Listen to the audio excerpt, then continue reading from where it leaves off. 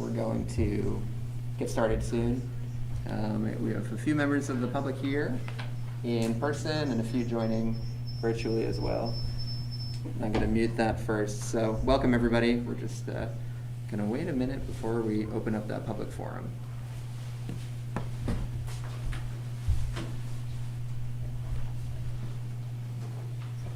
So if anyone wants to speak, you just need to sit close to a microphone. Okay.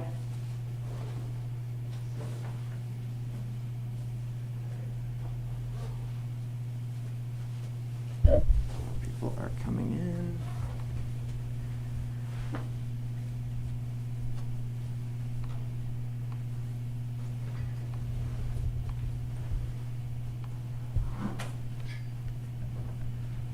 All right, with that, we're going to get started. I think we have our sound all working. So welcome everybody to the October meeting of the Ward 5 NPA.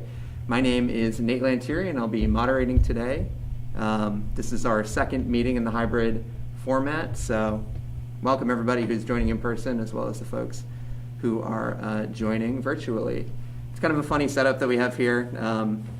What folks can't see who are just looking at the meeting room in general is that we have, really it's like probably a 75-inch screen now that sits on one end of the DPW conference room with an adjustable camera, and we have the ability to zoom in on people, kind of focus things. It's just a little tech demonstration, but so that's what we're working with. So we're really thankful to have this hybrid space and have these hybrid meetings, getting a sense of, this sense of community that you can have in person, but also still providing this virtual opportunity. So really glad to be here. We will start out with just a quick slideshow as an introduction to a little bit of what's going on in our NPA world. All right, I'm not on the first slide. So welcome everybody. That's the first slide. I'm going to talk a little bit about, kind of what is the NPA. What we're always trying to do is trying to create a safe, accessible, respectful, vital, valuable, and, to a lesser degree, but also importantly, nonpartisan environment for, our neighbors, our Ward 5 neighbors, South End neighbors, Burlington neighbors, and, folks from around the state to come hear a little bit about what's going on in the South End, get some opportunity to interface with, each other, our neighbors, as well as some elected officials, and, folks with particular topic area knowledge. Got a few buttons. I thought it was on the hand remote. Here's your steering committee. Won't stay too long on that, but these are the folks that help plan these meetings and do a lot for the logistics to make it happen, especially the folks over at CEDO and at CCTV for really being the ones that are able to make this virtual stuff happen. So we send a lot of kudos to our partners over there. I'm sorry for coming late. Are you Nate? Yes, I am. Okay, Yeah. with the masks. Yeah, right. And yeah, for anybody who has joined, my name is Nate, and I'll be moderating tonight. Nate is able to be here in person and on Zoom. Yeah. Very good. Right. So anybody who is joining from Zoom, many folks have been doing this for a while, so you might remember, but if you'd like to, speak in public forum, or if you'd like to ask any presenters a question, please use the raise hand function, and we'll have somebody on the tech side move you over to be a panelist. So we just had the first raised hand. Recording in progress. And now we're recording. So here's a quick overview of our agenda. Oh, it's a little bit of a time lag. That's funny. Oh. So anyways, we're going to start with our public forum. We'll get into that as pretty much as soon as this update is over. Move into some updates about Champlain Street Park over on the northern edge of Ward 5. We'll have a conversation about redistricting in the city, both from two different perspectives, from the state level with Senator Keisha Ram Hinsdale and with the Ward 5 representative to the ad hoc Committee on Redistricting, Greg Shepler. Then we have two final items, one from the Burlington Electric Department on the net zero energy revenue bond, and an update on the CSWD drop-off center on Flynn Ave. coming next month, but really only in about 2 weeks, we're going to have a special meeting, same location, to be determined on the specific timing, as well as the final agenda for that. But we will be having a special meeting on public safety and justice, basically, in the South End, kind of discussing, there have been a lot of situations coming up, a lot of discussion about some of these topics. So we figured it would be a great idea to convene some different perspectives, different folks that interact with these concepts a lot, and just provide an opportunity for neighbors to hear a little bit of those perspectives and also ask some questions too. So be on the lookout for more information about that. We really want to be a lively discussion and a well-attended one, so we hope that you'll join us and follow for updates as they're coming. And I think that is all I have for an introduction. And I'll stop sharing and open up the public forum. So as a reminder, anybody who is virtually joining us, please raise your hand, and we will get to you. But yeah, and in person, you can raise your hand in person. So yeah, we have a comment from the room, so I'll let you introduce yourself and Are these live? I don't think so. yes, they are. Hello? They don't amplify, they just go into Just for it. the recording. Okay. Yeah, I'm Spencer Smith. I live in the Flint Avenue Co-op. They're on Flint Avenue, just sort of pretty much across from City Market. And we've been there for about 35 years. And recently, one of our founding members, Richard Kemp, died. I don't know, some of you probably knew Richard. And there was a good story of his life in this week's 7 days. I've been working the last couple of years hanging out with and discussing with the Pine Street Coalition. Actually, I first started, some of you knew Charles Simpson, and he was very concerned about the green space that's between our co-op and a parking lot, put it that way, and then the Howard Center, and then also that building which we think is a morgue for University of Vermont, but we haven't confirmed that absolutely. So Pine Street Coalition, Charles was very concerned especially about the Inglesby Brook. Do you know about that? And some of you may or may not. It actually runs behind our property. And the plan originally that the city and the state had was to put in a culvert and basically get rid of the woods and run a paved road, probably not 4-lane, but 2-lane road through there. So we also have families, 35 families, and at least 20 children living in our co-op. And so that would having cars go through that section would put a lot of extra pollution into the neighborhood, especially because now, when this was originally conceived in the 60s, and I'll try to keep this really short,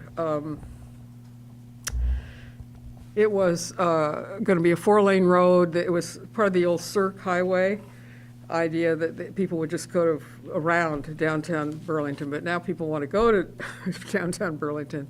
So there's most traffic now actually on both Shelburne Road and Pine Street is the north-south traffic, we being at the south end. And,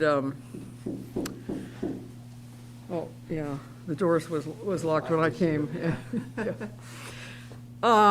So I'm thinking next month I can have some more information. I'm beginning to think that I need to mobilize our co-op on this. A lot of people are sort of interested in it, but they haven't been involved. And we do have a lawyer who's been through a bunch of meetings with judges and so on, and we're working through the legal issues. The city is very, I guess you could say, typified by our mayor, is not interested in listening to these ideas. I'm not sure if they want to kill the whole project because the money is still there for it, but we would like to make it a more harmonious experience. And then it could be, we could put a bridge through that forest. There's one like that at the very end in Colchester. There's a bridge, I don't know if it goes over the Wadusky. It would be a bridge like that, but not as big. And it's a way to keep the forest. The animals, the wildlife can go underneath the bridge. and we wouldn't, have to review a few trees to get the bridge through. But, so that's sort of the upshot, and hope people will be interested in learning more about this maybe next month. Thank you. Great. Thank you, Spencer. And yeah, I guess we had a question from the audience immediately. Not a question, I have another public comment. Oh, public comment. All right. So, Spencer, if you send us information, we can include it in our minutes, like an email address or something along those lines. I'm sorry, I didn't hear fully what you said. So if you send an email address or some way to get in contact, if you'd like people to contact you, just let us know. Okay, sure. Yeah, I will. Thanks. Public service announcement. You can reach us always at ward5npa _-btv at, I think it's at googlegroups.com. Yeah. So if you ever need to reach the steering committee, that's the best way to do it. I will actually go to you after. We had one hand raised from the audience. So I'm going to pass it over to Representative Gabrielle Stebbins.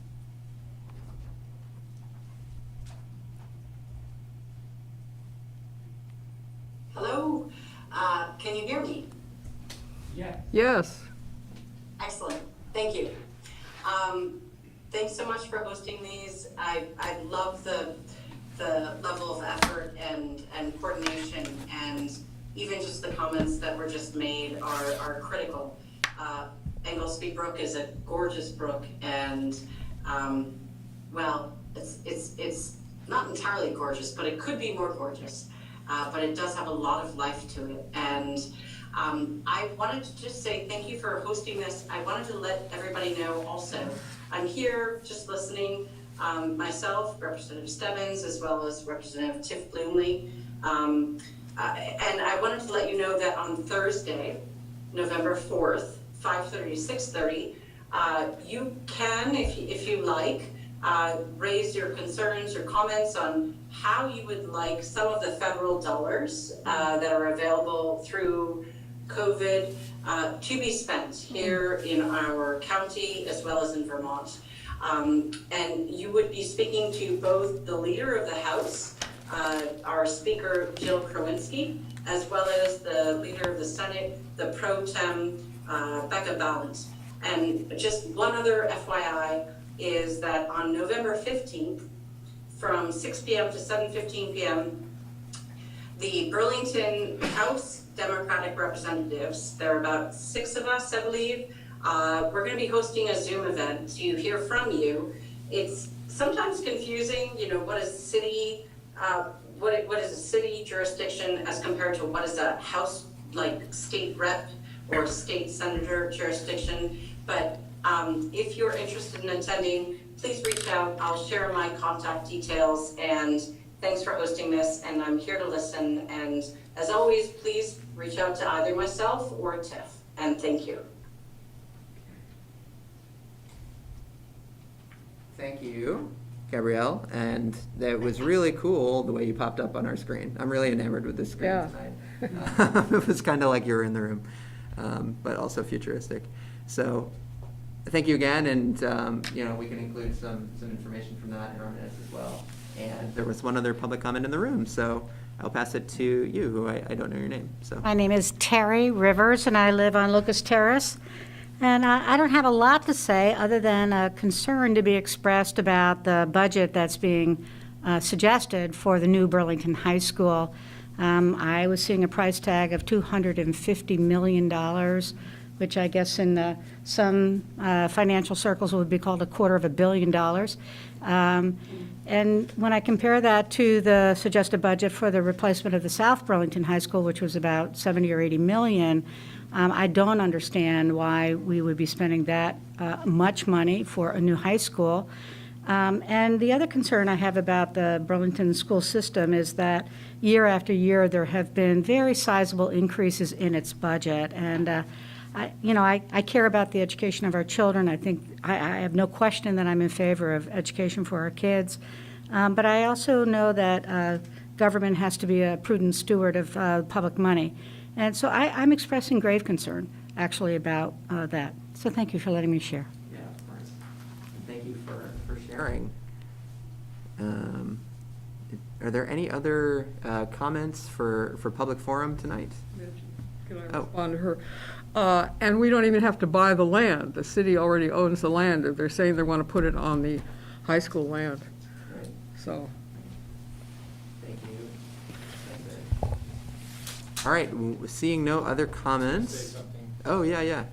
There is one additional comment in the room, so. Thank yeah, you. just please let us know who you are and comment away. Sure. My name's Christopher Costello, longtime Ward 5 resident, very new homeowner in Ward 5, so proud to be attending my first Ward 5 NPA meeting as a homeowner. I was coming to these meetings a handful of years ago, but haven't been in attendance recently, so I'm trying to make it a habit of being back more actively. So thanks for keeping it up and keeping it going for the people that are on the committee. Appreciate that. Kind of as a segue to the high school conversation, I sent an email to Joan Shannon and to Chip Mason and also to Mike Fisher, just kind of expressing an idea that I've been thinking of for a while. And I know that the gateway block is now kind of, I think, probably off the table for the high school. But as soon as I saw that idea pop up, my thought was to kind of get the word out of something that I've been thinking about, which is, as we all know, the housing crisis in this city is very real. The vacancy rate is extremely low. And when the city owns property like the Gateway Block, it's incredibly valuable to the community. And so I wanted to kind of put it out there to my fellow residents and to maybe some of our reps to start exploring the option of trying to sell that property to the Champlain Housing Trust to build permanently affordable housing in Burlington. To me, it's the #1 priority for the city. Memorial Auditorium, I know a lot of people are very fond of that space. It's historic. However, I do think that that parcel of land, if put to use in developing as many permanently affordable housing units as possible, would do much more service to the city of Burlington, especially considering what in the past week we've been seeing with what the mayor's proposing to do down at Sears Lane.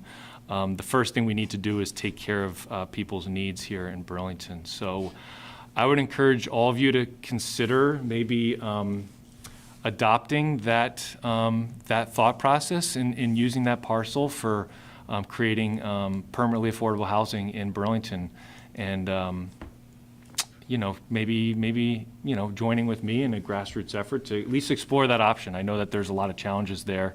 There's a lot of things that need to be done, but as far as I know, the Champlain Housing Trust is open to every possible scenario to increase affordable housing in Chittenden County and building it. So they have a lot of capital.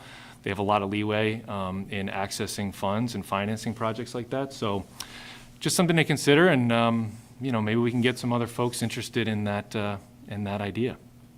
Question? Yes. Is the Gateway Block what most of us call the hole? No, No. the I don't know what the Gateway. Gateway Block is. So but yeah. it's where Memorial Auditorium is, and where the city parking lot is, and where the library is, and where the fire station is. So that whole block, excluding the church and 2 properties, which could be a challenge. Those properties are owned by a gentleman, I think his name is Jeff Nick. He's the chair of the Church Street Marketplace. He works for a real estate company, I think. He owns those 2 properties. He's a community member. I'm sure he would entertain selling those properties to the city to make such an incredible impact. But yeah, that's the Gateway Block there on Main Street in Winooski. Great, well, thank you, Chris. Yeah. And thank you all for joining us for public forum. Seeing no other comments, we will get into our scheduled agenda, and we will start with Max Madalinsky of the Parks and Rec Department of Burlington. He's going to be sharing an update on some happenings in the Champlain Street Park. So I will pass it over to Max. Awesome. Thanks, Nate, and thanks everyone for having me here tonight. Very great to be here. I'm just going to pull up my presentation and share screen here. Just give me 1 second. All right, can everybody see this all right? Yes. Yeah. Right. All right, so I'm here today, as Nate said, to talk to you about Champlain Street Park. And I'm just going to jump right into it. So just as a quick reminder, since usually whenever I tell people I'm going to talk to them about Champlain Street Park, I'm going to give you a quick overview of where this is, in case you don't know. Champlain Street Park is one of our city's pocket parks. It's a small, probably about a quarter-acre city lot that's just here on South Champlain Street, right where this green dot is that my cursor is sort of hovering over here. Up on the north, you've got King Street. On the south, you've got Maple. And it's tucked in there. There's a residential building that's about 4 stories tall here, and then some vacant lots to the south of it. It's on the bottom, you're kind of seeing your Google Street View here of the front of the park. There's a few raised wood garden beds here, some other planting areas that are in rougher shape now. A lot of the folks we had who were taking care of this worked in office buildings that are vacant now thanks to the pandemic. And then some older wooden benches and landscaping and a little playground in here. We know the playground from our maintenance staff is coming kind of to the end of its 30-year lifespan. And we know that this park just generally needs some freshening up and some good old-fashioned TLC. So about a little over a year ago, in the fall and winter of 2020, we started doing some outreach about Champlain Street Park, trying to get the ball rolling, to get some improvements going forward. We held an event in the basement of King Street Youth Center, hoping to get some attendees there. We held another event on what unfortunately turned out to be a very cold day in February, but we had hot chocolate, and we got a good 20 people out to the park to play with some snow sculptures and sit around a bonfire and that kind of thing. And then the pandemic hit sort of shortly after that, and this whole project got put on hold. We did also during that time have an online survey, but now that our sort of staff capacity has kind of opened back up, and we still have those budget funds allocated for improvements here, we are jumping back into outreach and trying to get the outreach portion of this project wrapped up in the fall. So really what I'm here today to talk to you about is hear from you about ideas you might have for the park, any contacts you might have from that neighborhood or people you might know who might want to help think about the design, think about what goes into it, talk about taking care of it, all of those kinds of things. Any ideas for other places we could be doing outreach. And then also I want to point you towards our online survey. The link's here, and I'll make sure this gets shared in the meeting minutes along with these presentation slides. And please, if you could help us spread the word that this is going on. So thank you. That's my short presentation, and I'd like to just open things up now for questions. And I'm going to stop sharing screen. All right, I see one hand raised. And again, as a reminder to folks in Zoom land, if you would like to ask a question, use the raised hand function. But I saw one in real life. So, Andy? Hi, Max. I'm wondering whether are there still plans for a big building to be built next to the park? Because for a while there was a proposal that was floated, at least on Front Porch Forum, for some pretty large construction that was going on right next to the park. Is that still happening? I haven't heard a definitive update on that, and I honestly don't know what the limits are on a zoning permit if you haven't taken action on that. We have been in touch with the homeowner, or the landowner, I should say, in this instance, to the south. And the last time I spoke to her, which was several months ago, she said things were still on track and she was getting ready to break ground, but then nothing materialized from that. So we don't totally know, and I've been trying to get her back on the horn to find out, how soon are you thinking about doing this? Are you still thinking about doing this? That kind of thing. It's definitely something we consider a lot because the 3-story building goes up on the south side of that park, and gardening is going to be a part of the programming there. That really changes things quite a bit. So yeah, we're keeping an ear out on it, trying to feel out what that might be and how it might affect what we can do there. All right, I saw one hand in the audience. Just introduce yourself. Yes. Hi, folks. My name is Rob Favali, and I live at 62 Maple, which is the home, the single-family home that backs up to the parking lot that is on the corner of South Champlain and Maple. So my wife and I have lived in this home for over 20 years. We purchased it back in '99. And just a few facts, just to bring some things up to date. It's not an abandoned lot or empty lot. It's a parking lot that's owned by Stone Store Holdings. That's Truax Collins and all the properties up there. Those folks park there. We've had conversations with Stone Store. They have no, even though they're asked apparently every day to sell the lot, they really have no intentions of selling it because they don't have parking. Ann's property, which is the little property to the south of the park, was determined by survey to be half as big as she originally thought it was. So she lost about 50% of her build area, so I don't know what she's going to do. I know that individuals on Maple Street had approached her and asked her to donate it to the city to expand the park. That's beyond my conversation at that point, but that's still, I think, worth, shall we say, pressing towards that, because the park needs to be preserved, the park needs to be green. The one thing I need to point out, however, is right now, today, that's a very dangerous park. It's a very dangerous parking lot, particularly on weekends. For the 20 years that we've lived there, I've observed some of the most peculiar and bizarre behaviors that occur in the L shape of the parking lot and the backside of the park, which is not lit. So whatever work gets done back there, I would encourage, the fence is broken. The western side of the fence is broke, so it's a safety concern that I've expressed to the city. We've had homeless encampment back there. We've had drugs exchanged back there, which I've seen. We've had people vomiting back there. We've had people dumping their trash back there. We've had just a whole host of behaviors that occur back there on weekends. Because on weekends, nobody's there.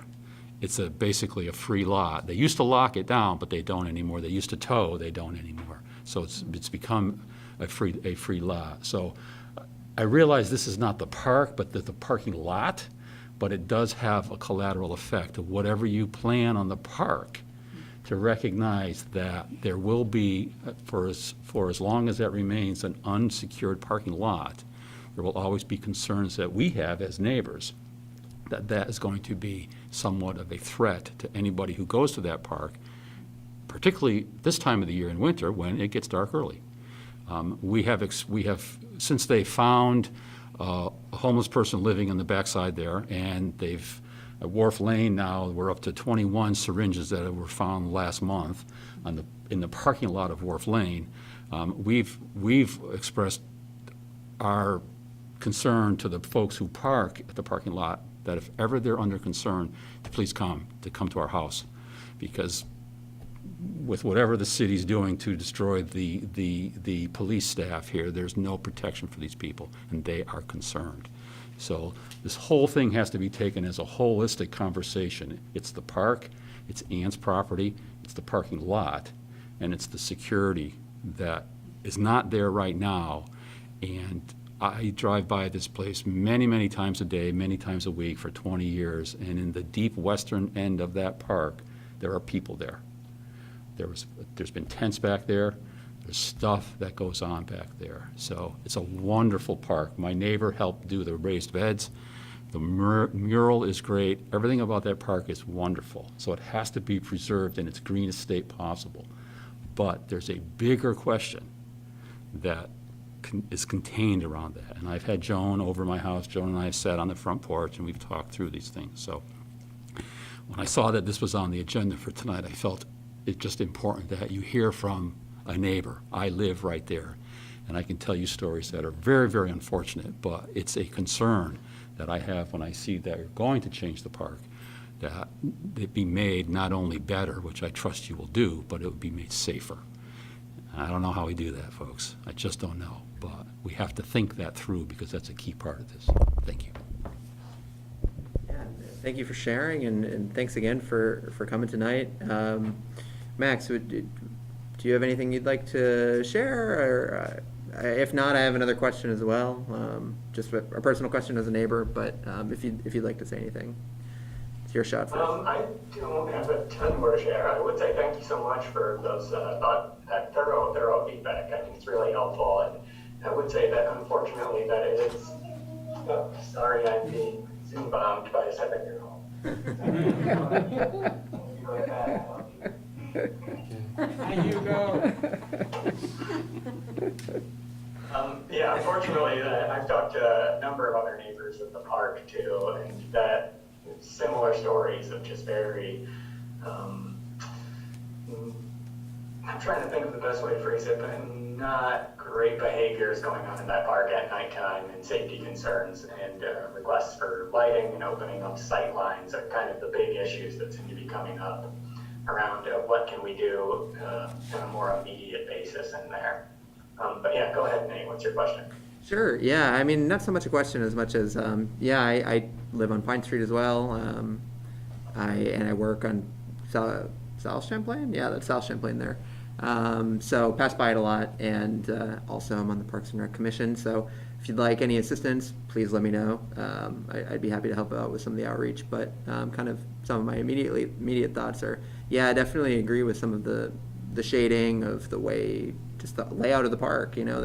It does feel like light doesn't get into certain areas in it, and I think that opening that up, it sounds like that's already a consideration, but would definitely go a lot towards just opening up and kind of creating a new space there. Also, something like that doesn't really exist over in that side of town is just like a publicly accessible flat hard space. It's mostly either a parking lot or a sidewalk. There's not really anywhere for someone, say, to put a grill and use it for an afternoon or something along those lines. So I don't know if that's something that fits within the confines of the park, but just something that comes to mind. So that is my thoughts. Are there any other thoughts for Max before we move on to our next item? Yeah, I see a question from. Yeah, I was just wondering if there was some way to lock the place, the park up at night. It sounds like if it were closed at night, it would not be having all these drug deals. But I can't, I've been by that little park, and it is small, but. Right. I'll pass that to Max. That's a good question. I would have to look into that. There are very few things in our city that we are legally allowed to completely lock off in terms of our parks spaces, I should say, not in our city. But that would be a little bit of a question for me to talk to our attorneys about. And at this point, it would mean working into the design some additional fencing on one side or something like that.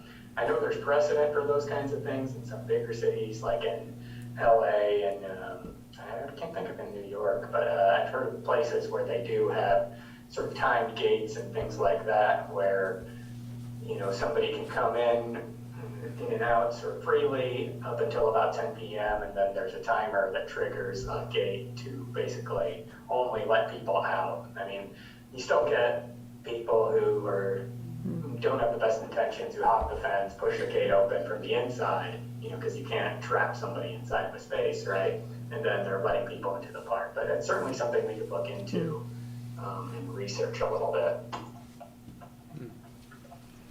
All right. Well, thank you, Max. And we will include your contact info in our minutes. So if folks want to reach out to you for helping talk to neighbors, they'll know where to find you. And thanks again for joining us tonight. Yeah, awesome. Thank you so much. Oh, and I did forget, my coworkers helped me out here, so I'm going to make sure I mention it. For those of you who are there in person, there are a few activity posters taped to the wall. Feel free to just write any thoughts or anything that comes up on those and take a look at them. And thank you so much. All right. Thank you, Max. And we are going to move on to our next agenda item, which is a update on our redistricting process, both at the state and the city level. And we're going to start with Senator Keisha Ram-Hinsdale. So thank you, Senator, for joining us tonight. And the floor is yours. Well, thanks for having me. I wonder if Greg is in the room there. Yes, Greg is. So, he was gracious enough to send me a preview of his PowerPoint. And I think it's a great framing opportunity and has great visuals for the broader conversation. Greg and I haven't had a chance to talk about this. I probably should have emailed, but if he and I could just tag team, I think that would give people something to kind of refer to and the ability to go back and forth. I think, understandably that presentation focuses a lot on the context for the city wards as opposed to the legislative districts in Burlington and the Chittenden County seats. But I think we could probably kind of weave back and forth if he's up for it. I don't know what he's thinking. That sounds fine with me. Great. All right, so I can, I'll screen share the presentation and y'all can advance it, or unless you would like to share, it doesn't actually particularly matter to me. I'll share it. Me or Greg? Okay. Yeah, I got it. All right, great. Oh, great.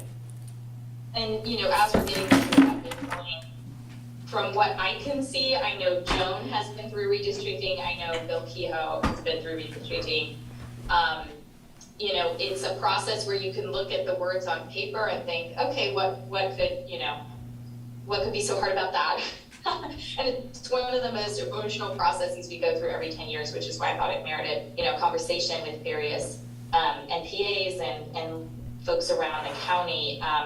It's one of the reasons that I asked to be on the Senate Government Operations Committee as a new senator. They have not had a Chittenden County senator in a while, and that committee in the House and the Senate is the one that ultimately holds the responsibility to pass the final district borders. And I would say at the same time in the House, it very much is led by that committee. In the Senate, every senator kind of gets to put their hands on this and then make the final decisions. But Chittenden County, as folks may know, is going to be broken up per legislative action that was taken before I got there last biennium that I support and many others support.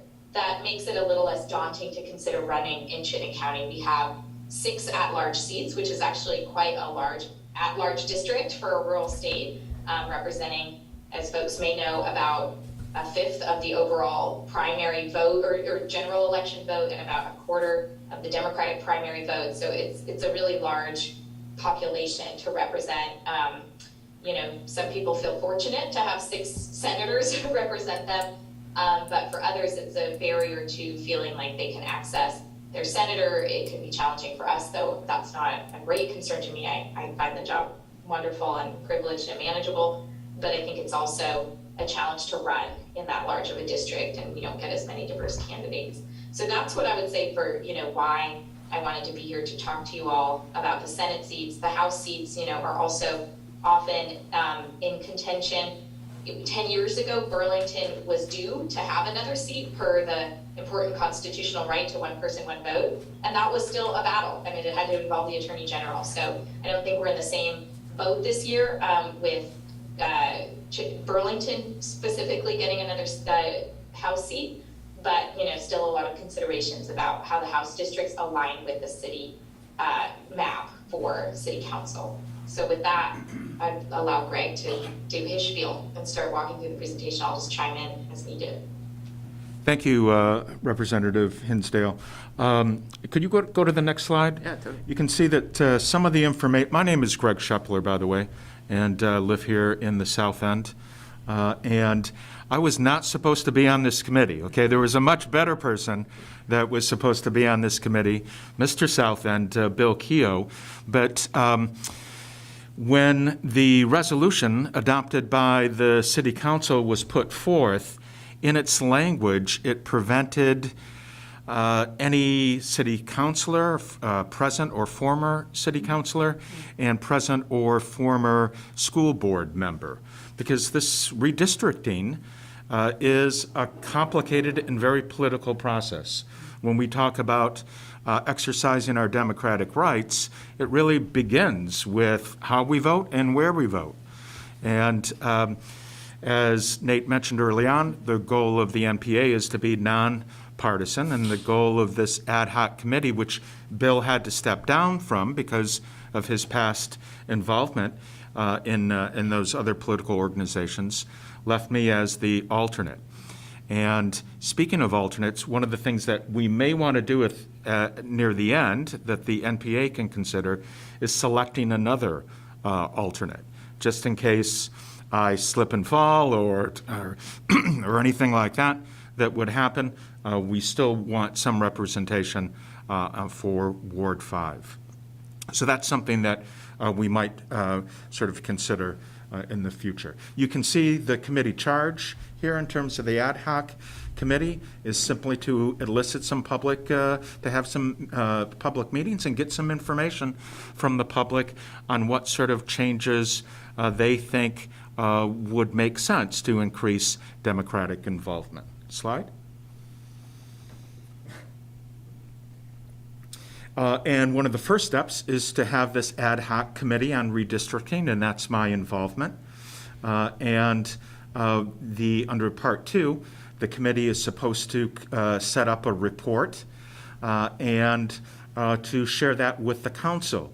The dates on this slide presentation are inaccurate, because I can tell you right now, one of the first things that took place during the orientation meeting is we realized we could not meet the charge of the city council to have this completed by town meeting day. That was their initial goal, was to have public meetings, to draft a report, to have the city council vote on the report, to warn all that for town meeting, and to have the voters vote on it. It just was not possible.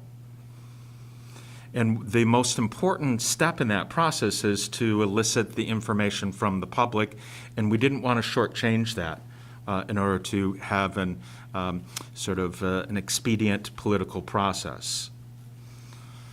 Slide. If I could just add, that board that helps make recommendations does have significant power. And, there was a little bit of a tussle. I don't think it was overly emotional, but there was a tussle between Mayor Bob Kiss and actually myself and at the time, my colleague Representative Chris Pearson. We're both now in the Senate, over the lines that bordered Winooski. We call it the river sliver, but there's the sliver of Burlington that is in the Winooski voting district. And, we had thought there was a solution that brought that neighborhood back in and left more of Burlington intact, while giving a couple of housing complexes, one that's mixed income and one that was low income housing, because they're sort of discrete units unto themselves, over to the Winooski district.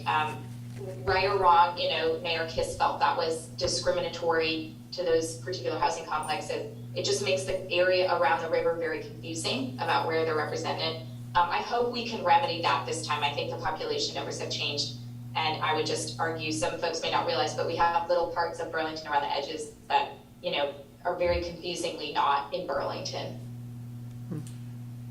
Thank you, Senator. And one of the things that did change from the last redistricting, which again, it was 10 years ago. After every 10 years, the Constitution requires a re-examination of population in order to move towards this gold standard of one person, one vote. And one of the things that the committee and the voters approved 10 years ago was to increase the wards from 7 to 8. That sounds like a relatively easy thing, but it does have ramifications for city council, because there are 8 people and you can have tie votes.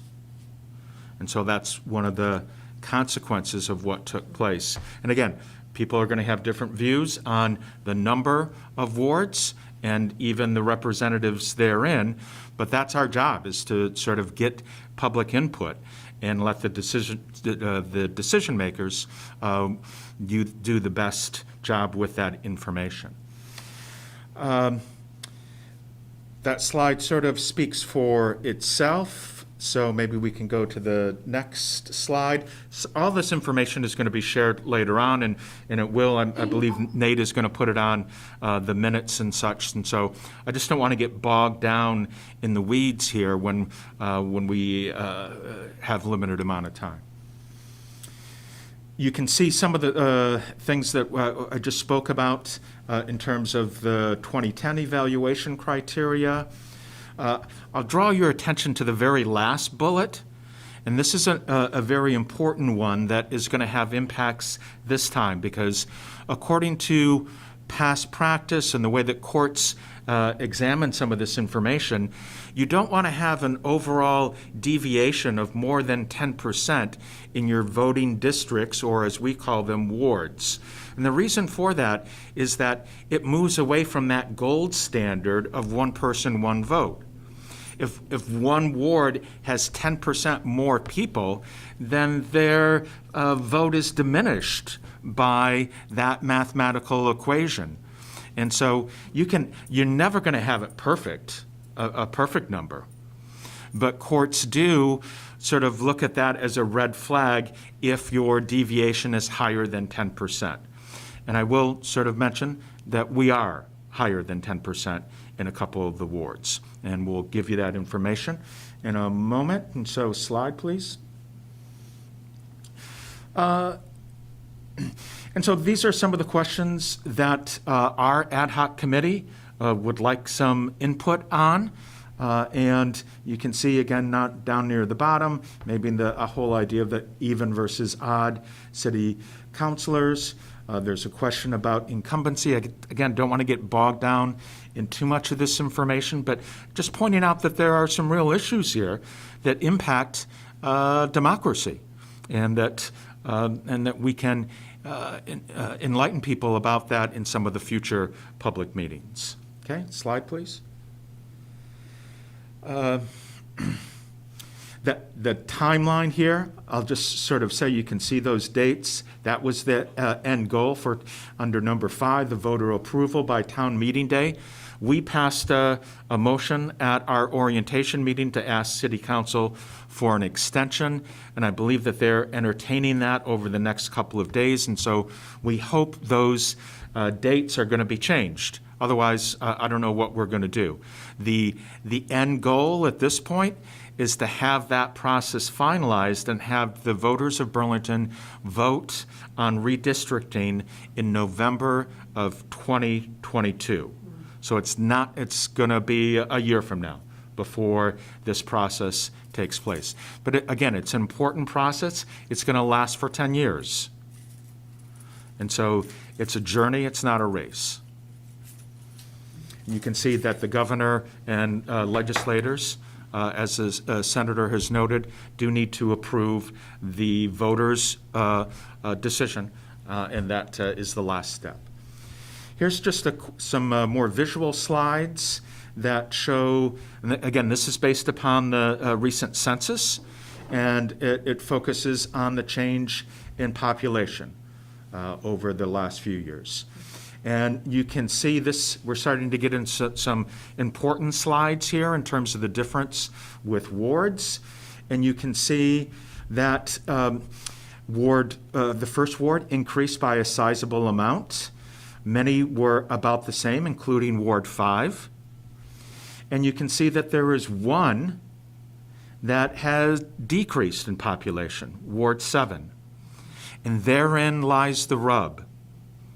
The difference between the increase in Ward 1 and the decrease in Ward 7 has caused a deviation of more than 10%. And you can see that, again, with the dotted lines here, in terms of where we would project to be, in terms of the center dotted line, you want as many of those wards sort of rubbing elbows with that line as possible. And we have one that is greater than that dotted line, and we have one that's substantially less, Ward 7. You can see the difference there. Will you take questions now? I will. You want to wait? I'd like to wait at least one more slide. And although we can't totally see this because of the Zoom individuals, you can just barely see number 7 down there, and it's touching the 10% difference. And so really, we almost have a difference of 20%. Because one is 10% above and one is 10% below.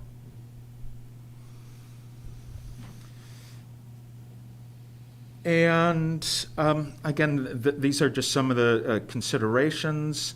I think is that the last slide? Yes, it is. Okay, good. So I'll take some questions now, and then maybe in the meantime, Nate, if we could just bring the next steps one up, and then we'll be good to go. Okay, questions? Greg, how do students figure into the census data?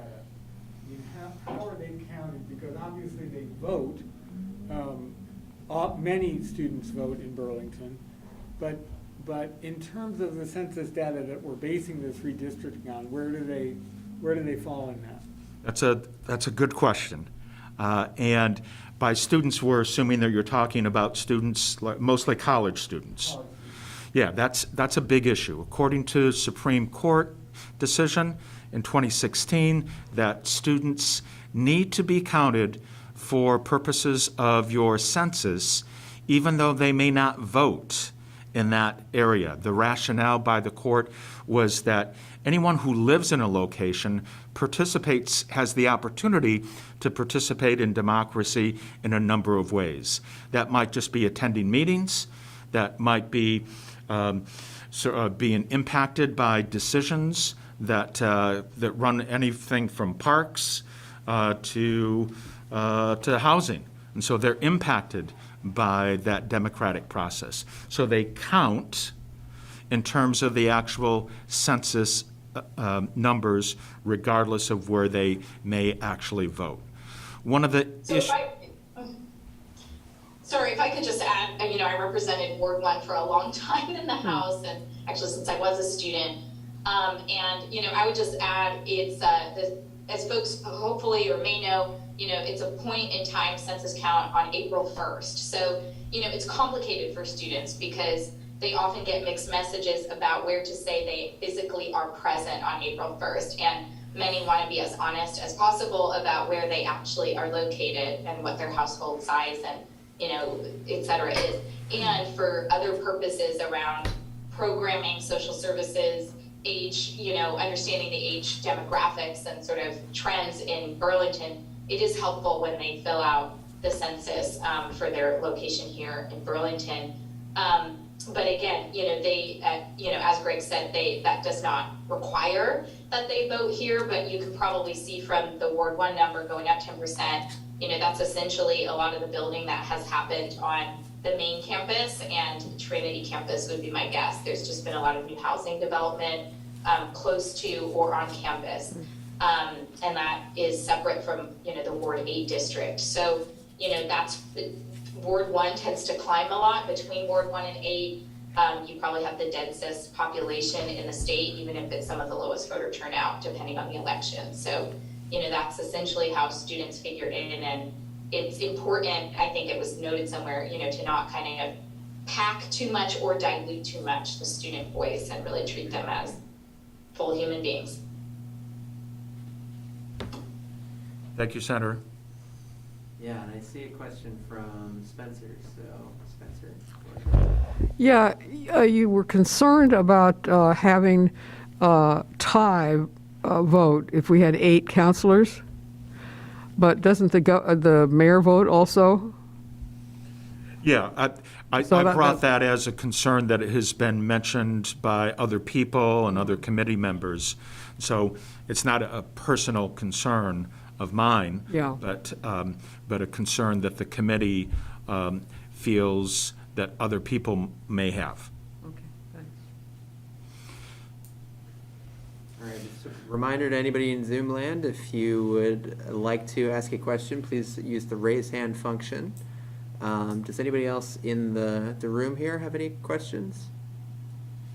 So if I could just add context for the state redistricting process that happens at the same time. Number one, I prefer to stay in close touch with, local leaders, because I think one of the principles that shouldn't be overlooked is limiting confusion to the extent possible between the city wards and the state districts. It comes up, often that it creates a lot of confusion for people who don't pay as much attention as we do, that when the boundaries are significantly different. So, I think it's worth staying in touch about the cohesion of both city and state boundaries. The state commission that does redistricting tends to every time draw single seat House districts. The legislature has tended to do a mix of single and double seat districts because in addition to our charge to maintain one person, one vote, our other significant charge is to maintain the kind of character of neighborhoods and towns. So, instead of having two separate districts in Winooski, having a 2-seat district that covers all of Winooski and doesn't sort of cut up little pieces around the edges has always been preferable to the legislature. Similarly, the Senate has always been, always been by county. So, every county elects a certain number of senators based on population. There's some ways in which that, like the national boundaries, creates a little bit of an overrepresentation for our rural areas. But it is, in my view, and increasingly in the view of other senators, very likely that Chittenden County deserves a 7th Senate seat. Rutland County has lost population. Windsor County has lost population. The Northeast Kingdom has lost population. Franklin and Chittenden County have gained population. This time it hasn't been as concentrated in the greater Burlington area. It's been a lot in Williston, South Burlington, etc. But probably still merits a 7th Senate seat for Chittenden County. So that is, I think people are really interested in the Senate boundaries at some point. I'm happy to take feedback, but I think, again, some people say, why not 6 individual Senate seats in the county? Then you're kind of becoming a House district instead of a Senate district. The idea is that in the Senate, you really should be aggregating feedback from several towns, and you have a very different charge with 30 people to take a broader view of the issues. I would just say that as someone who's been in the House and the Senate. I'm sure Bill Keogh is somewhere rolling his eyes. But, I think it makes sense to have some character understanding around the different parts of Chittenden County and then keep those areas a bit intact and have either a 2-seat district or a 3-seat district for different parts of the county. Yeah, thank you, Senator Gregg.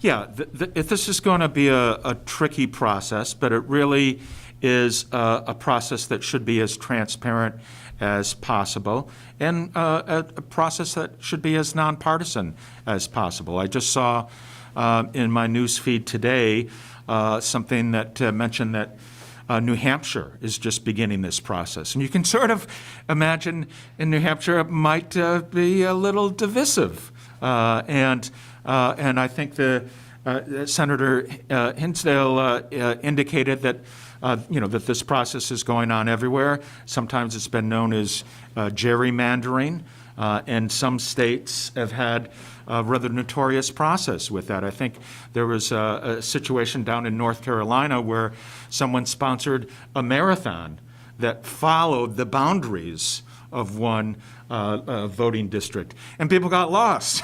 It just didn't make sense the way it was just divided up. You do want to balance the need for one person, one vote with other important aspects for your neighborhood. And that's, again, part of that difficult process. Speaking of process, you can see on the screen that some of the next steps that are involved. And one of the first things that you will see here in Ward 5, and other wards are duplicating this process, is that there's going to be a survey. And the survey might be a little complicated, especially for people that haven't heard that much about this. We'll give some background information as needed in order to help complete the survey. But anything that you can do to encourage people, remind people, hey, did you see that survey? If you can complete it, they can contact me if they have questions, but that's one of the first steps towards getting public input, is for people to complete that survey. There will be 3 upcoming community meetings, and you can see the dates there. The locations and times are to be announced, but there will be at least one probably right here in this room. And there'll be another one on the north end, and there'll be one in the central section of Burlington. You can go to any or all of those meetings.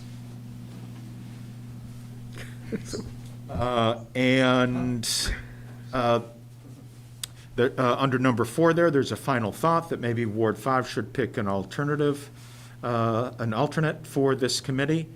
And then there's also some information down on the bottom, just for the likely timeline, as I mentioned, that this is, we're going to get public input, and then the ad hoc committee doesn't make decisions. We just get information, give that information. We will do a report based upon that public input, give that to the city council, but they make those, they're the group that makes the final decision. That then the voters have a check and balance on that decision, and the governor and the legislators also vote in that process.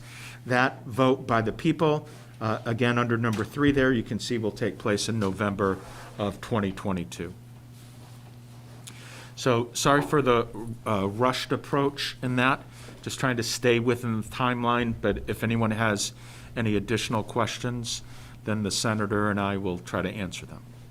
Yeah, we have 2 questions actually, and again, if anybody else has any questions, please either raise your hand on the Zoom screen or just indicate to me in the room. But the first one is from Charlie, our great rep from CCTV. So we are going to start with his comment.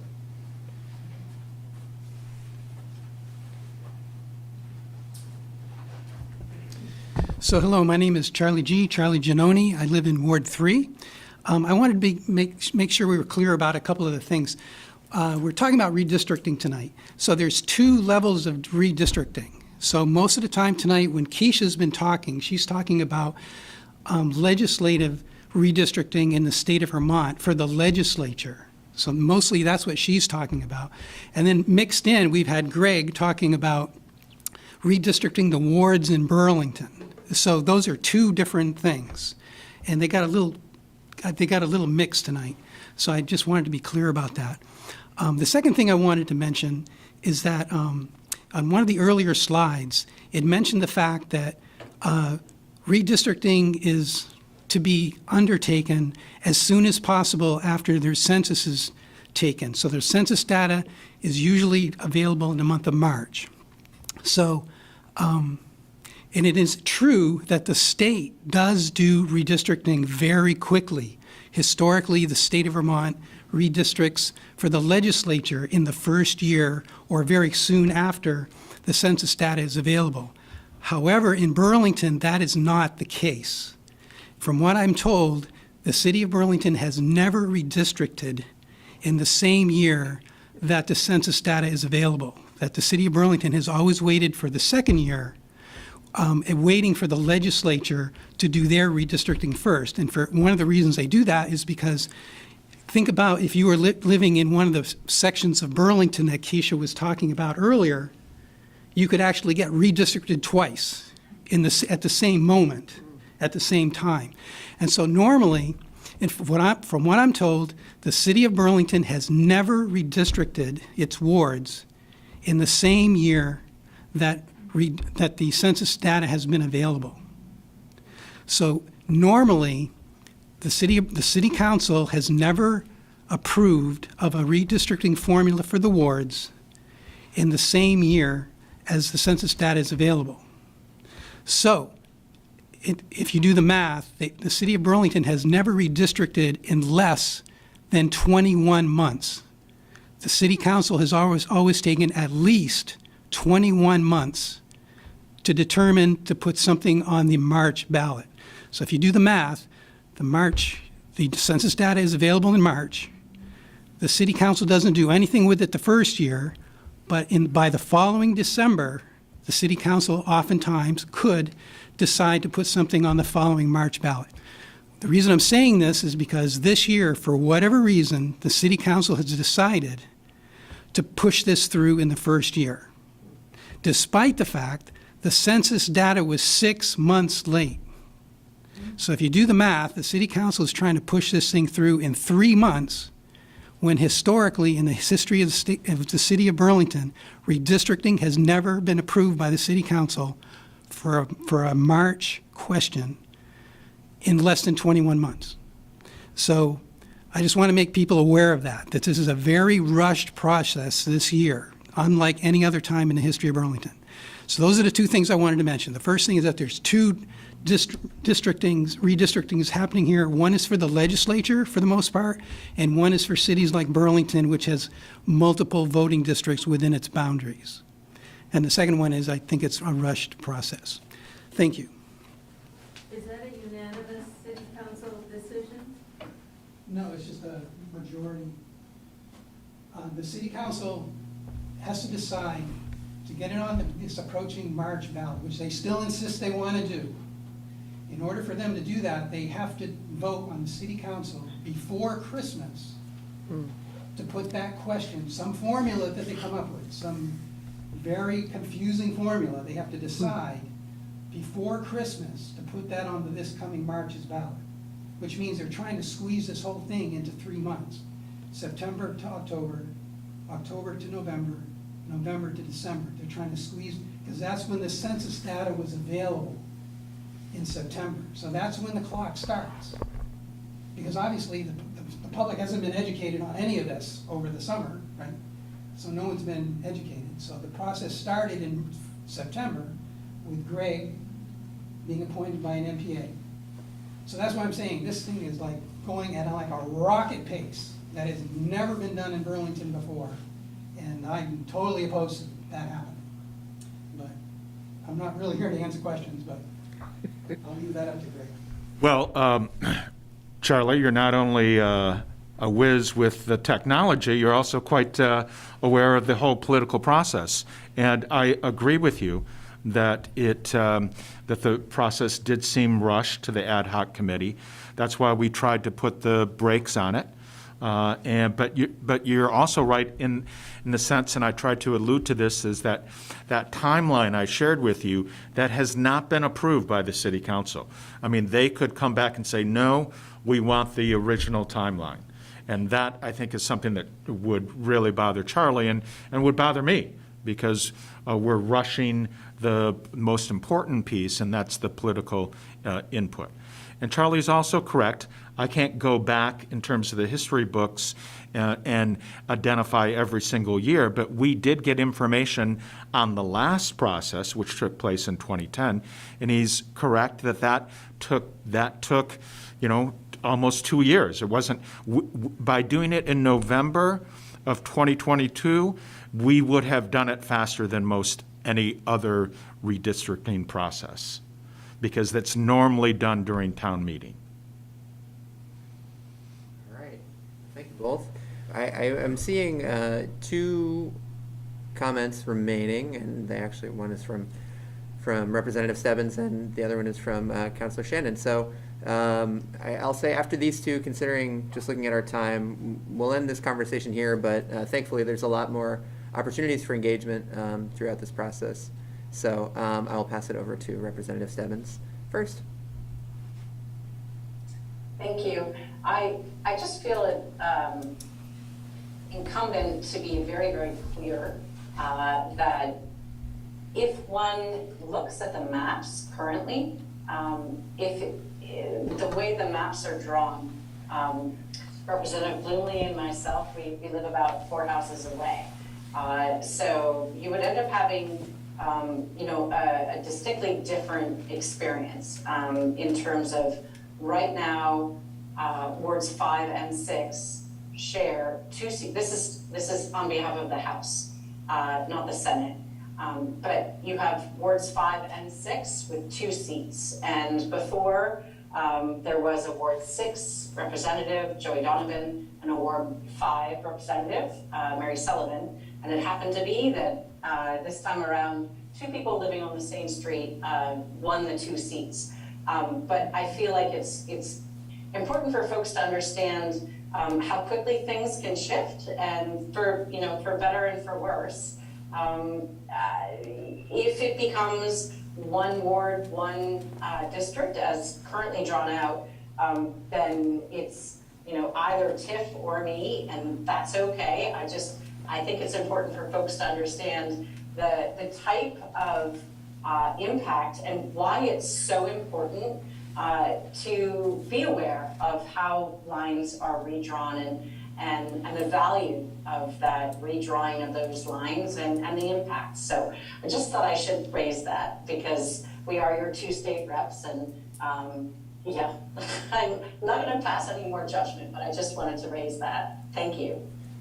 Yeah, thank you, Representative Stebbins. It can get pretty confusing with the 2 maps that are, really happening simultaneously and very slightly differently. But we had another hand raised from Ashley Goodrum. She put her hand down and then raised it back up. So I'll ask her to unmute, and then after that we'll have Councilor Shannon, and then we'll move on. So Ashley, I think I have asked you to unmute. If you could do that, give your comment.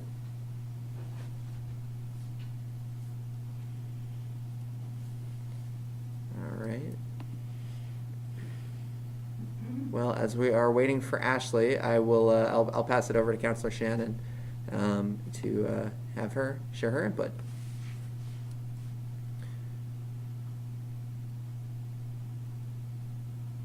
Hi, Hi there. Yeah, we can hear you. you hear me? Yes.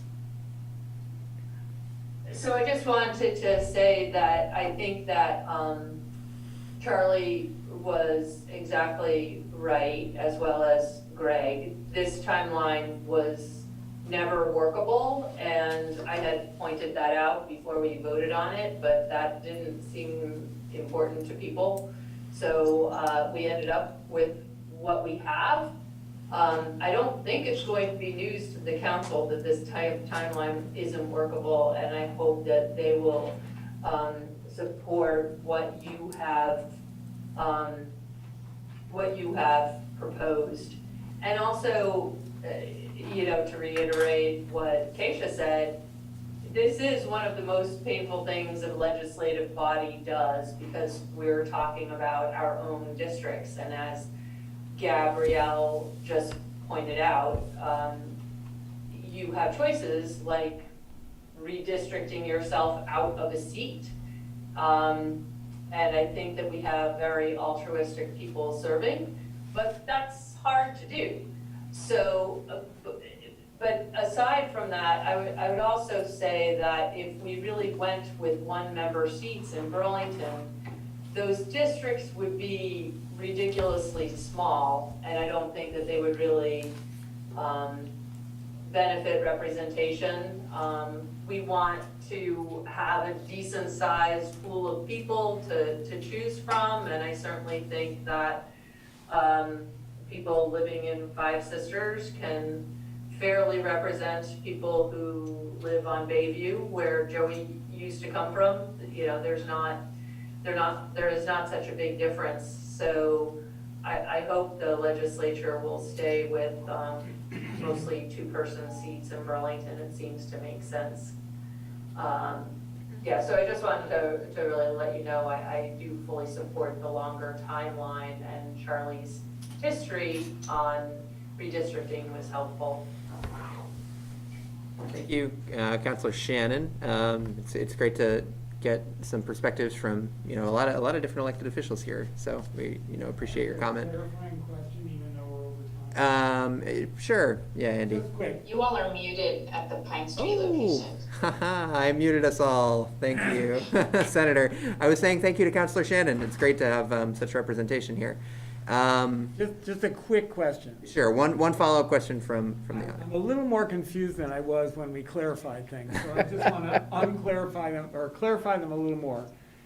Does the redistricting at the state level have impact on the redistricting at the city level, or vice versa? Is our decisions in the city have an impact on how the state redistricting goes, or the other way around, or they're absolutely separate, just in terms of, only related in terms of census data?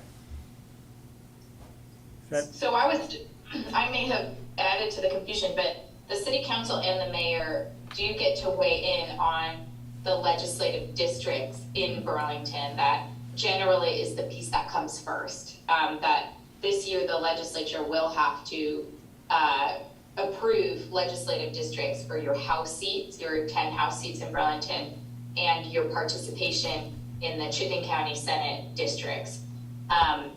With the 10 House seats, Burlington, the Board of Civil Authority, which in Burlington is the City Council and the Mayor, get to weigh in on that. In other communities, their Board of Civil Authority is a separate body that may weigh in. So you can have input, and you can have input through your legislators on the House districts, and of course the Senate breakdown that is kind of historically coming for Chittenden County. As Charlie pointed out, that's often given the City Council and the city the opportunity to look at it and say, do we want to align the city wards in some way further with the approved House districts? It could feel a little different because we have the one seat, like Barbara Rachelson, for example, is in a 1-seat district. You know, you all have Gabrielle and Tiff. Gabrielle, you know, is absolutely right, and I just would say that often the state election, you know, kind of redistricting commission that looks at this, they do things in a kind of thought bubble way, like it's a very interesting thought exercise.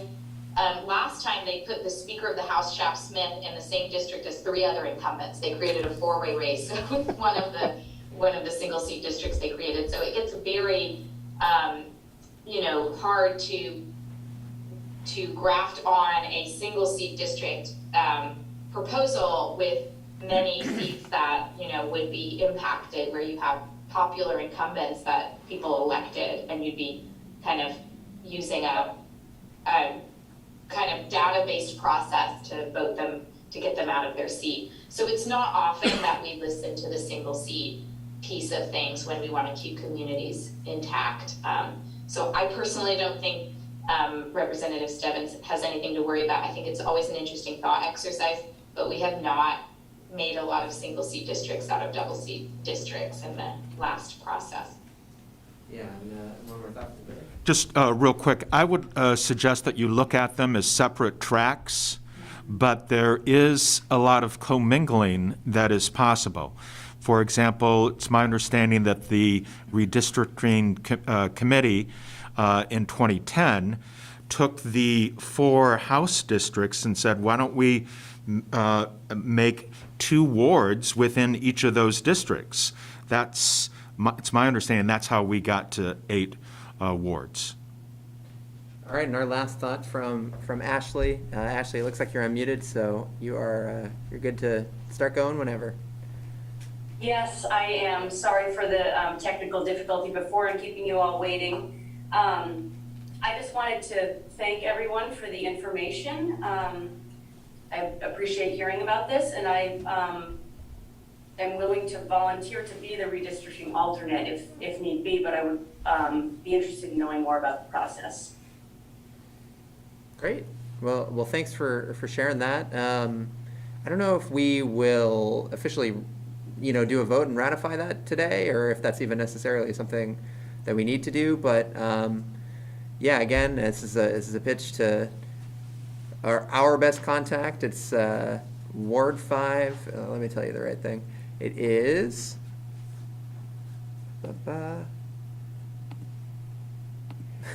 Of course, I can't find it, but it's Ward 5 NPA _BTV, something along those lines. Reach out to us. We'll put it in the chat, and also we'll have Greg and Senator Ram Hinsdale's contact information in the minutes, and we can do that. But thank you all. Any last thoughts from Greg or? To hold a vote, you have to warn it to next meeting. Okay. So I just got the confirmation. We can't do a vote today. We would have to warn it and push it off to next meeting. So we'll look into that, and we can make that happen over the next course of the month or so. But any last thoughts from Greg or from the Senator? Thank you, Ashley, for stepping up on that. Greg might have shared it in his presentation, but if not, I can try to find the link and send it out. You can look at the maps. You can move the borders of the maps yourselves if you want to really nerd out on redistricting. You know, it's a process where you can see how challenging it is to, you know, follow census tracts and come up with the right population to maintain this fundamental building block of our democracy. So as everyone has said, it can be an emotional process because it is really critical to our most fundamental constitutional right to vote. So thanks everyone for listening, and hopefully you gained something from it, and we'll stay in touch. All right, and thank you both. We'll provide some contact info in our minutes if folks would like to follow up with either of you or follow along with this process, and we'll follow up with Ashley as well. And looking at the time. Can I ask a quick question? Sure thing. I wondered, Greg, if you're looking for an alternate on this, the time is kind of short. And I'm not sure what the process has been in the past, or if that is something that could be voted on tonight. I believe that it would need to be warned so other people would have an opportunity to join in. So I'll defer to Nate, but I do believe that it's something that can be on the next agenda, and that's probably sufficient time. We just don't, since it's possible that this process could last a year, we just want to make sure that there's an alternate if need be. Okay, thank you. All right. So looking at the time, we're a little bit over on this. I apologize to the folks from BED who have joined us, Darren Springer and Emily Stebbins-Wheelock. But it was a great conversation on redistricting. It's definitely a pretty confusing process. So it's great to have a lot of different perspectives here to share on that. So with that, we'll move on to Darren and to Emily. You both are ready to unmute yourselves and join us. I can pull up the presentation that was shared as well. But Darren and Emily, the floor is yours. Well, good evening, everybody. Darren Springer, General Manager with Burlington Electric here, and joined by my colleague, Emily Stebbins-Wheelock. Nate, I was going to share screen to run the slides. Yeah, that's perfect. Yeah, that's okay. Perfect. I can go ahead and do that. Just give me one moment here.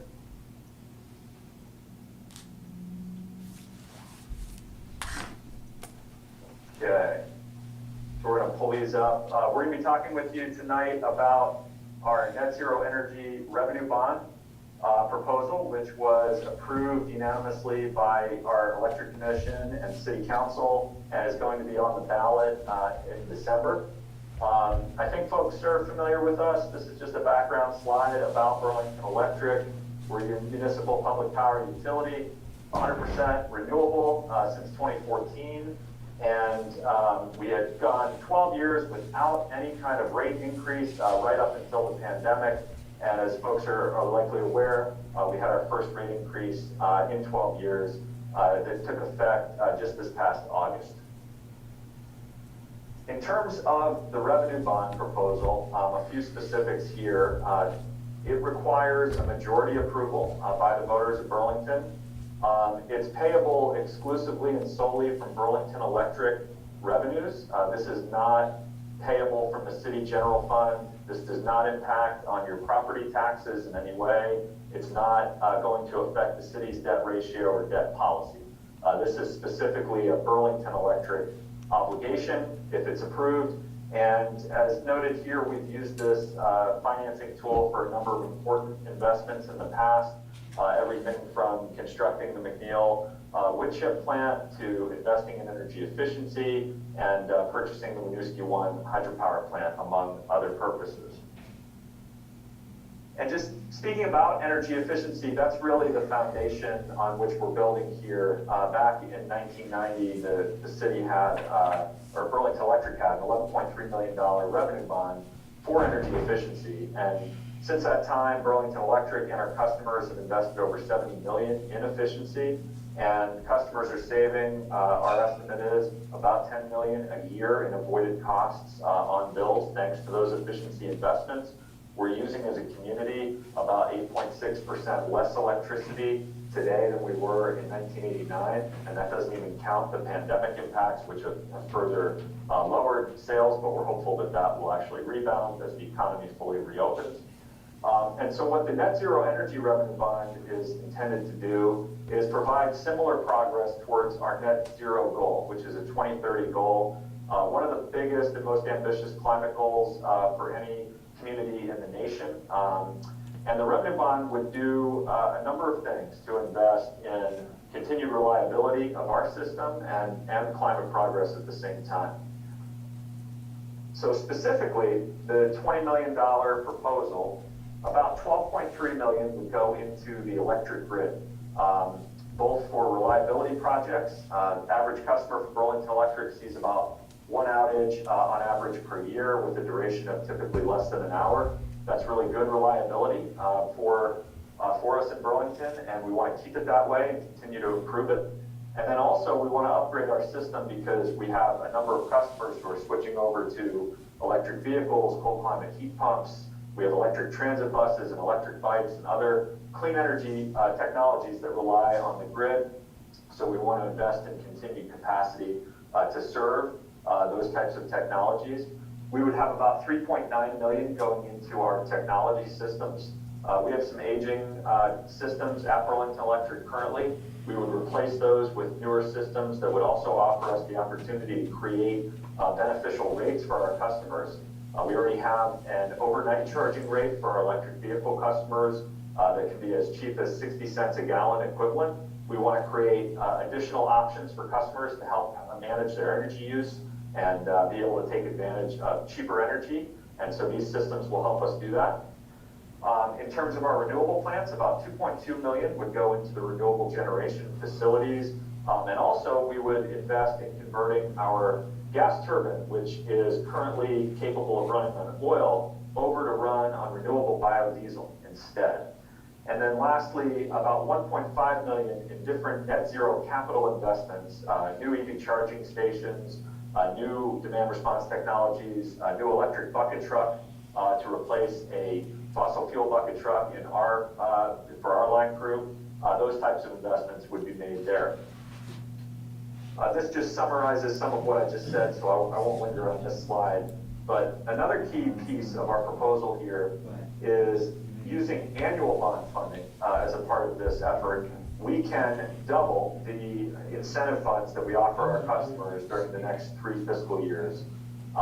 We launched a green stimulus during the pandemic. We increased our incentives. Customers have really tried to move with us on this technology. We've seen, for example, a 10x increase in heat pump installations during the past year compared to the year prior. We've seen about a doubling of our electric vehicle and plug-in hybrid incentives over the last year.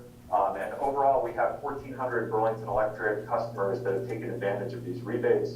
Everything from electric lawn equipment to induction cooking to e-bikes and heat pumps and EVs and more. So we want to double the funding to help our customers continue to make progress on reducing fossil fuel use in the community. What this would achieve is an additional emissions reduction above and beyond business as usual, 47,000 tons lifetime, which is roughly equivalent to 100,000 barrels of oil that would not be burned or consumed. So that's a key portion of the revenue bond proposal as well. And this chart speaks to what I was just getting at, which is the dotted line there on the bottom, the lighter green dotted line, is the state renewable energy standard requirement for utilities to help customers switch off of fossil fuels and over to EVs and heat pumps and other technologies. And as you can see, when we launched the green stimulus effort in the middle of the year last year, we really saw technology uptake really take off in Burlington. That darker blue line is our actual achievements since that time. We basically tripled the state requirement last year. We're on track to beat it again this year. And by doubling the funding through this proposal, we'll be able to help our customers with accelerating climate progress as we work towards that very important community goal of net zero energy 2030. I'm going to hand it over to my colleague, Emily, to talk through some of the financial pieces of the revenue bond, and then we'll be glad to answer questions. Thanks, Darren, and good evening, everybody. I like to think of the revenue bond really as one piece of a long-term 5-year capital and financial plan that we at BED have developed to accomplish all of the investments that Darren just mentioned in our grid, in our renewable generation and our technology, as well as advance our net zero goal by increasing the incentives we offer to customers to take advantage of strategic electrification incentives that help them switch off of fossil fuels. And so when we looked at all of those needs and goals that we had, we then looked at, okay, how are we going to pay for that? How are we going to fund this? And the revenue bond is part of the strategy that we put together. What this slide shows is, what if we wanted to do all that and tried to do all that without the revenue bond? What would be the impact on our ratepayers? And you can see there's a really dramatic difference. With the revenue bond, we're projecting, and this is again just a projection for next year, a rate pressure on the order of 4.9%. Without the revenue bond, if we were to still try to do all of those things, we would be facing rate pressure at a really unthinkable level of 23.7%, which of course we would never contemplate for a moment. But it does illustrate how important the revenue bond is as a source of capital to fund all of the projects and initiatives that we want to be able to deliver to Burlington customers. Go to the next slide, please, Darren. Thanks. So in terms of how we are going to pay for the revenue bond, a couple of things of note. There's really two main strategies here. The first is when we take a look at all of our past revenue bonds that we've issued and the debt service schedules, how much principal and interest are we going to owe over the next 10 years?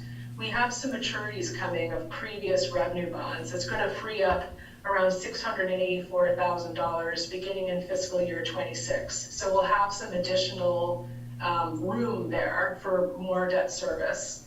And then, if you continue, Darren, please. We'll seek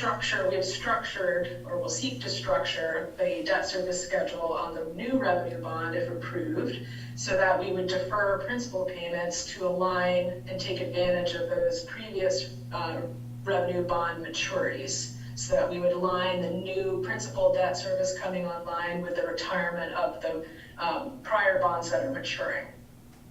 Next slide, please, Darren. And then the second piece of how we would pay the debt service relates to those strategic electrification initiatives that Darren mentioned that we'd like to double the customer incentives for. So when people switch from fossil fuel heat to heat pumps, or from a conventional gasoline car to an electric vehicle or electric bike or a e-lawnmower, that brings more revenue into Burlington Electric, which therefore gives us more capacity to pay expenses like debt service and reduces rate pressure for customers. And we believe that the net revenues from these strategic electrification projects will support about 40% of the combined debt service, not only on the new revenue bond, but on the general obligation bonds that we would repurpose basically for strategic electrification. So that's sort of the summary of the financial plan in terms of how it reduces rate pressure for customers over the long term, while also allowing BED to make critical progress, not only on our safety and reliability goals, but also on our net zero goal for Burlington. Thanks, Emily. Just wanted to mention as well some good news that we recently had Moody's affirmed our A3 credit rating, which is a good development as we're going to look at issuing potentially new revenue bonds. And with all that, I've stopped sharing, so we can come back to the screen here and answer any questions that you may have. Yeah, again, anybody who is joining us from Zoom, please use the raise hand function. If you are joining us here, also use the raise hand function of your body. Ha ha ha. Are there any questions for? Yeah, I'm seeing one in the room. So. This is about. I'm not sure I followed you exactly, Emily, but this is a question about your what you're basing your plan, that there would be a 40% increase in revenue from utilization, I guess, of electrical power through EV or EV vehicles and other ways that people would be using electricity. What are you basing that on? What history are you basing on that projected increase? So I think it's not a 40% increase in revenue. It would be that the increased marginal revenue would cover approximately 40% of the debt service. So, and then in terms of what we're basing that on, we're basing that on projections for uptake of the strategic electrification programs, considering the additional incentive money and the increased demand that we predict that will cause. And we, as Darren pointed out, are coming off of a really strong, more than a year, almost 18 months of strong uptake of those incentives. And so we have some history here to see how increasing the incentives with the green stimulus program really had a cause and effect relationship in the uptake of customer incentives. And we also have metrics about sort of how much, an EV, right, is sort of per EV or per heat pump or per measure, right, is projected to contribute to increased electric sales. Thank you. Are there any other questions for? Yeah, I have one from Andy. So. When you talk about maintaining renewable generation as part of the money that you're raising with the bond, what exactly are you maintaining? What is the renewable generation that you're maintaining? Sure, I can answer that. So we have a number of renewable energy plants that we own and operate, in addition to contracts that we have for energy from renewable plants. And so specifically here, we'd be looking at potential maintenance costs related to our Winooski 1 hydro facility and also our McNeil wood chip plant.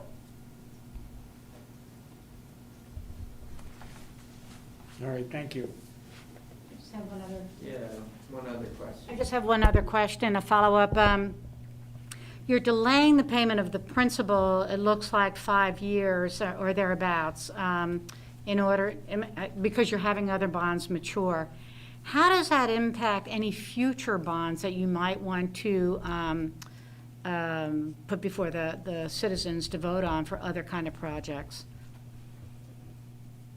Yeah, you're right, that, by deferring the principal, it increases the principal payments, right, in the out years. But we have, as we look out on the revenue bond schedule, we will continue to have additional prior revenue bonds mature and roll off. Yeah, I would just add, we have, when we've looked at our schedule, some significant maturities in the kind of 10 to 20 year period that would also free up additional capacity if we want to do another revenue bond a few years down the road. We could potentially have the opportunity to do that. I think that the biggest point that I would want to make on the financial piece is the proposal between the maturity savings and the revenue return is, in this being a revenue bond that pays partly for itself. Overall, this will put very minimal upward rate pressure on our budget, and we're looking to hold rate increases lower in the future. I don't think we're going to go another 12 years again with no rate increases. I think we're going to look to have more regular rate adjustments, but have them be increasingly more modest as opposed to the rate adjustment that we had this past year coming out of the pandemic. We want to create as much predictability for our customers and have very modest adjustments going forward. Great, thank you for those answers. Are there any other questions?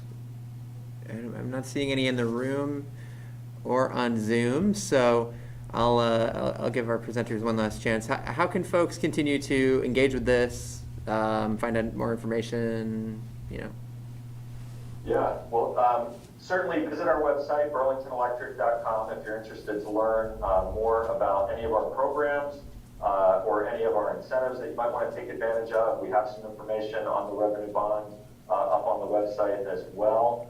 And then feel free to reach out to us I think, Nate, you've got my email, and I'm happy to coordinate any inquiries that anybody might have. Feel free to share it with folks at the NPA who might have questions in the future.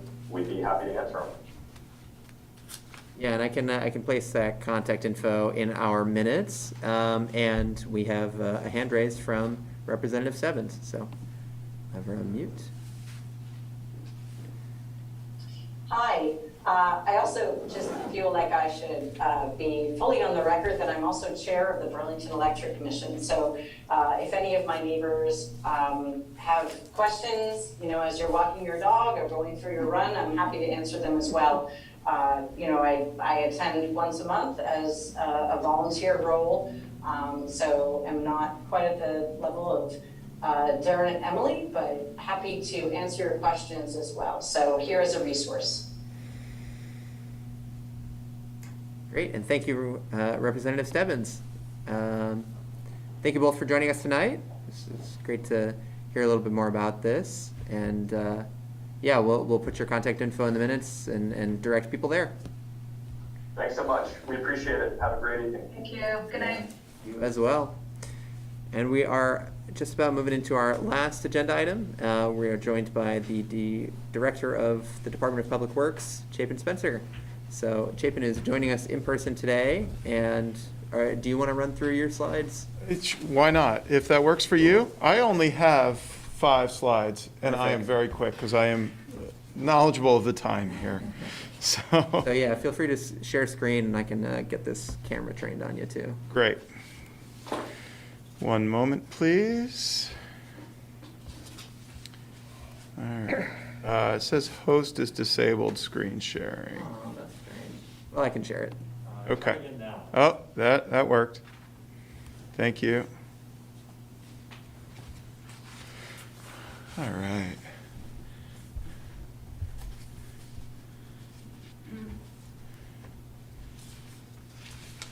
Excellent. All right. There we are. Great. Thank you, everybody. I'm Chapin Spencer, Director of Public Works. Really pleased to be here this evening. I have a very quick topic that I want to present to you all, which relates to a property on Flynn Avenue. It's a 3-acre property at 195-201 Flynn Avenue, and what the community should want to do with this parcel.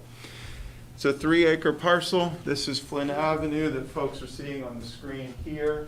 This is the rail line of Vermont Rail. And behind the Metalworks building on Flynn Avenue is a 3-acre parcel owned by the Chittenden Solid Waste District. Purchased 20 years ago with the intention of building a modern, safe community drop-off center for trash, recycling, and other wastes. So I'm here tonight to just tell you a little bit about next steps as we're planning to go to the City Council this coming Monday night. We had a public meeting last week to talk about this, but wanted to make sure that the NPA was familiar with our proposal. And that is basically that we are proposing, and I don't know if I remove that. Well, I will go over the key points here, which is that our organization, Public Works, is going to be going to council to seek a 3-month extension with a memorandum of understanding with Chittenden Solid Waste District to give us time to negotiate a lease purchase agreement with them for the city to purchase those 3 acres as a potential location for a drop-off center. And we're recommending doing this now for 3 main reasons. One is we have asked for CSWD's patience for 20 years as we have worked to figure out the trajectory of the Champlain Parkway, as the parkway really provides the on and off access to this facility without entering residential neighborhoods. We have paid $83,000 to date towards the purchase price as an option, to hold an option over the last 5 years. The CSWD board is really wanting us to make a decision at this point. So if we do not go ahead and exercise the option, we will lose the $83,000 and lose a chance of a drop-off center being in this location. So the second reason we're interested in advancing is that we've recently developed a South End Construction Coordination Plan. How do we build all the transportation projects that we collectively have worked on together in the next 5 to 7 years in a way that minimizes impacts? That's provided a roadmap for constructing the Parkway into 2 construction phases. I'll show that in the next slide. And as a result, we have a pragmatic roadmap to figure out how to move forward.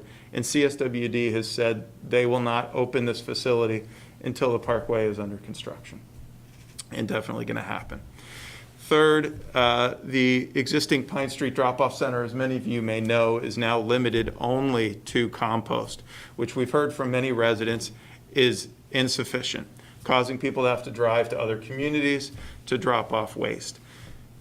Chittenden Solid Waste District is concerned. This is their smallest site. It has no tipping wall. They really struggle to operate this site in a safe manner. It is because of that reason that they've really limited what they can do on that site. And so what we want to offer the public is a broader drop-off center. So I won't go over this all in detail, but this is the South End Construction Coordination Plan that I discussed on how to limit impacts in the South End. All of the projects, major transportation projects, are listed on the left with fiscal years on the right. And we are looking to construct the Parkway in salmon color in 2 construction contracts. The first one being the top 3 lines and the second one being the bottom 3 lines. To break it into an easier way to understand it, it's always helpful to have a map. And basically the first phase of the Parkway would be constructed from Home Avenue up to Kilburn, which is being cut off right now by Zoom. And the second phase would be the red areas, which would be the connection to the interstate and the King and Maple neighborhood. So the Champlain Parkway first phase that would be under construction, we're projecting next year, would be available and accessible to the drop-off center here in the next couple of years. That's it. I promised 5 slides. Happy to answer questions. There's more information on the website there. By asking the council on Monday night to give us a 3-month extension on the MOU, it does not bind the city to opening up a drop-off center at that location. It preserves an opportunity. If we do not exercise the opportunity and CSWD sells that property on the private market, we have much less control over what happens there and when it happens there. CSWD, on the other hand, has said if we purchase it, they will work on our timeline to open up a drop-off center if it is permitted through the Development Review Board. So, happy to answer any questions. I know it's complex. Thanks for your time. Question. Why do you only have 3 months? I mean, I don't see that you're going to be ready for that in 3 months. This is 3 months to extend the MOU. We've had this MOU, this option for 5 years. They want to give us a little bit of time, and we want some time in which to negotiate the lease purchase agreement. The lease purchase agreement would be a 20-year agreement where we would pay a 0% loan to purchase the property outright from the district. So the city would then own that piece of land, but the drop-off center now on Pine Street is not owned by the city. Is that what you're saying? It is owned by the city. So the Chittenden Solid Waste District, a little complicated, I'll say it quickly. Yeah. Their policy is that they want their drop-off centers owned by the host municipality. That's what happens in every other drop-off center in Chittenden County. The municipality contributes the land, CSWD does the upgrades, and there's a 20-year lease. They want us to purchase the property, give them a 20-year lease, and then they will build the drop-off center. So the city's ready to purchase that in 3 months? The city would be ready to enter a lease purchase agreement. It's a 20-year payment process. The city wouldn't own it outright, actually, until the end of 20 years, but it's a very small annual payment of $25,000 a year at 0% interest. And then one caveat to that is the completion of the Champlain Parkway. Yes, and so if the Parkway does not get constructed, or for whatever reason, the public decides that a drop-off center at this location is not supported, then the city would have a choice under the terms of the lease purchase agreement to decide to go ahead and purchase the property anyway, or to get out of the lease purchase agreement. If we get out of the lease purchase agreement, CSWD's basically said, your option payments are gone. So, you've asked for this 5-year permission to keep us not doing anything with the property. They want us to actually do something with the property. Good questions. Mr. Spencer, is there any other property in Burlington that would be entertained besides this one? It seems fairly ideal, but is there another property that's a backup, or is this kind of our only shot? Sure. I will say Burlington is a mixed-use, vibrant community, and there is not a lot of extra parcels that are 2 acres or more in size that are zoned commercial that do not have immediately adjacent residential uses. We definitely heard at the public meeting some residents of Flynn Avenue who wanted to make sure that, the traffic wouldn't be congested, that wouldn't spill out of the drop-off center onto Flynn Avenue, that, we limited noise from the neighborhood. So there's definitely interest in making sure this is done right. We had about 20 people attend the public forum. That said, we have really struggled in Burlington. The 339 Pine Street site is limited by institutional controls because of the Pine Street Barge Canal. So there are very few or expensive things that we can do on that site, and it would make a drop-off center with a tip wall much more expensive because there's limitations about excavation at 339 in order to limit pollution entering Lake Champlain. So one more question. I'm visualizing that site because I live right in the neighborhood, and it's right near the railroad crossing, which is Correct. going to be used more, especially with the Amtrak. And that's a very tight situation, the tracks, and it's not very far to that plot. I don't know how far, but it's just very close. Yeah. And so if there are a lot of trucks going in and out, and they have to be held up by the trains, and I don't know, the co-op is there with a lot of traffic coming in and out. It just seems like if there were another site, it would be, that was further from the center perhaps, but. Right. It's a good question. So through the DRB process, we and City Solid Waste District would need to demonstrate that circulation is safe.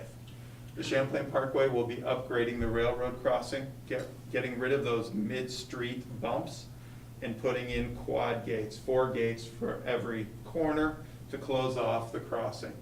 The entrance for the drop-off center is on the far side of the parcel, up next to the storage units. I know where the storage units are. And the drop-off center is behind Metalworks, so it's about 100, it's a couple hundred feet beyond the street, which creates a nice queuing driveway for customers coming to the drop-off center.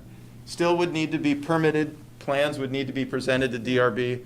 Really what we're doing right now is preserving the option to consider this in the future, instead of having CSWD sell the property and then we're back to square one with trying to find 2 acres somewhere in the city. I just want to be cognizant of the folks in Zoom. I saw Fred Schmidt had raised his hand previously, and it's asked him to unmute.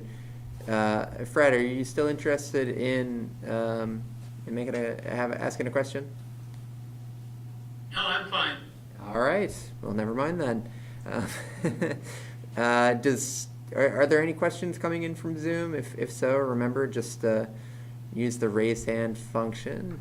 And I'm not seeing any, so I'll pass it back to the room. Are there any other questions in the room? Yeah, one from Charlie. Okay. So my name again is Charlie Giannone, Ward 3, and at the risk of inciting the wrath of the city council or the mayor or Chapin here or the Chittenden Solid Waste District, let me ask one question, or at least make a comment so that people can think about it. Does that part of Burlington, what is the greatest need of that part of Burlington? Is the greatest need to have a drop-off center, or is the greatest need to have a parking lot?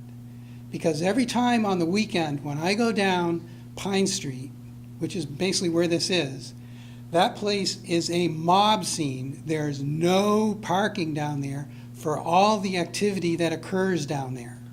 And every time I go down there, I get caught in a traffic jam on Saturdays and Sundays. You mean where the current site is for the Right, CSW? where the current site is. And do I have this correct?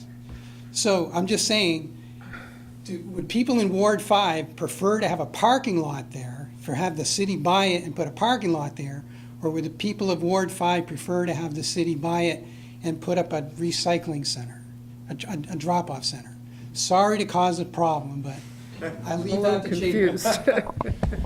Thanks, Charlie. It's never a problem. I think the opportunity is if we sign the lease purchase agreement, then we have time to have that conversation. Ultimately, the city, if we were to develop a drop-off center, CSWD estimates only needing 2 acres of the 3-acre parcel. That would leave the city with an acre on to consider a bunch of things. There's currently artists using a garage out back. We could preserve that for the artist community. We could do soil management for DPW. We are struggling to find good places to manage soils. This is off the beaten path and not visible from the street. There's a whole host of things we could consider, and to Charlie's point, potentially public parking in that closer to the street 1-acre portion. So look forward to the conversation. If the council approves this, we'll have more time to have that conversation. We have one other question coming in from Zoom from Joe Giovanella. So Joe, I just asked you to unmute. If you could unmute yourself, you can ask your question. Can you hear me, Jake? Yes, I can, Joe. Thanks. Thanks for being here. Quick question for you. Should this move forward and CSWD moves down the street, any early discussions or thoughts on what might backfill the current site? Good question, Joe. The quick answer is that a portion of the site, about 1/5 of the parcel of 339 Pine Street, will be needed for the Rail Yard Enterprise Project. That would be the connection from Pine Street to Battery Street to allow traffic to avoid the King Maple neighborhood, but still go north-south so that traffic could go through an industrial area instead of a residential neighborhood. The remaining 80% of 339 Pine Street could be reused in some fashion. Resources there, the artists are there. Ultimately, that historic building, which is historic, will need to be re-envisioned in some fashion. So those are the options, Joe.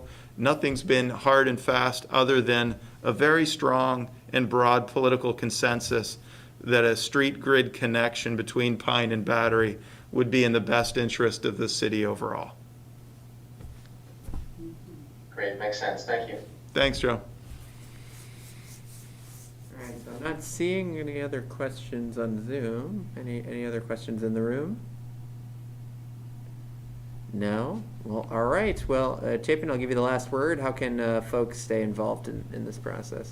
We're going to council on Monday night. There's a public forum. Folks are welcome to speak there. There is a page on the Public Works website that talks about this project and has resources.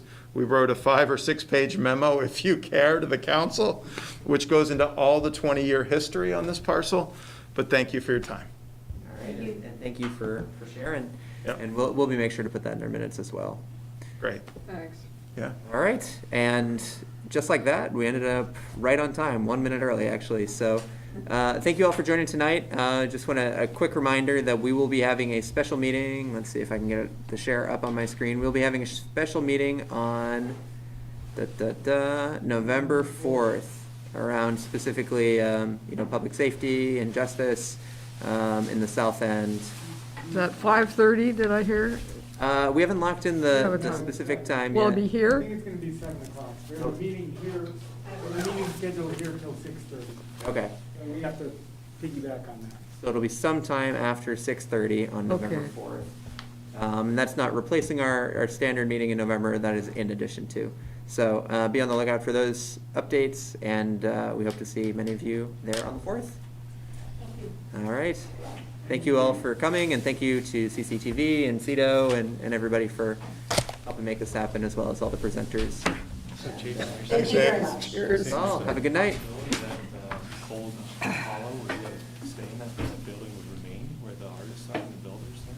Cold Recording Column. Is stopped. that at the 339 Pines? Yeah, no, they're down at The Flint. Flint's. So as part of the public forum, a number of the tenants came to the meeting and discussed, their future. Yes. And one of the There things was some, I yeah, there was expressed some, to them there's been is, some communication look, with Jordan you know, already city- about the CSWD owns 2 acres urgently for the drop-off center. 1 acre definitely, that like, would in the include works that already. structure. There's still to be At least 30 determined. minutes, see, but I can almost set up the camera out. We are gonna have far greater opportunity to control our destiny Still have to do all The these if he microphone. owns it, then if CSWD sells it, then maybe the artist put together an offer, but I doubt they're gonna be able to. Yeah, One right. last question. So did I, Dollars together to purchase the property. So my sense, it's no, nothing's been really fully fleshed out, but I did immediately. It was good call from DCA after that public meeting and said, technically I'm here just here's to. what we heard at the public meeting, you should think about if this is a priority for the office. The reason I mention it is How do we because move ahead in a way? We'd obviously love soil Yeah. management, these are in here, Yeah. it's something that people will take advantage of. Right. but we can't do excavations and repair water Yeah. mains. We Okay. can't dig up sidewalk unless we have a place to put soil and. Always a manage. pleasure.